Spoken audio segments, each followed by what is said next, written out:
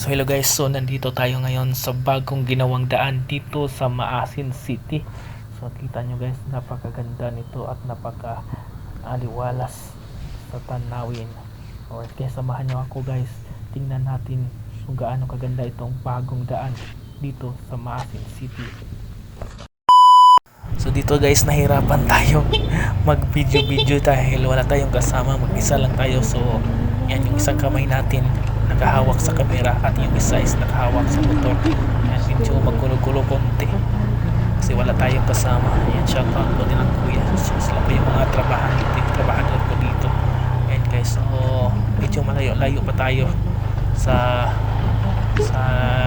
naturang lugar saan dito natin makikita kung gaano kaganda yung ginawang bagong daan dito sa Maasin City. Guys, so tara guys.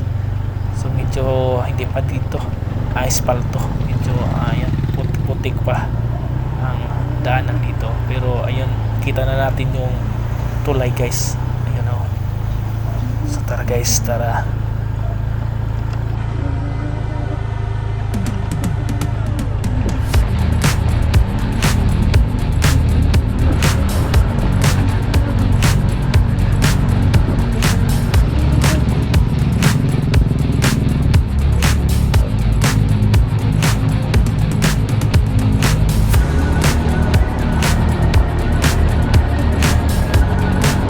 Alright guys, so nandito na tayo sa area.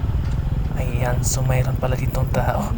Ayan, shout out sa iyo boss. So dito natin makikita kung gaano kaganda itong lugar guys. Ayan, halos magkadikit na yung dagat tsaka yung ulap guys, yung langit oh, parang magkadikit na talaga. Ayan, so mga ulap, tingnan nyo guys gaano kaganda ang tanawin dito guys. Oh wow, din makikita natin yung bukid dun sa taas, bundok. Oh wow, napakaganda talaga dito sa probinsya guys. And so ito po yung bagong coastal road dito sa Barangay Libog, Maasin City. Alright guys,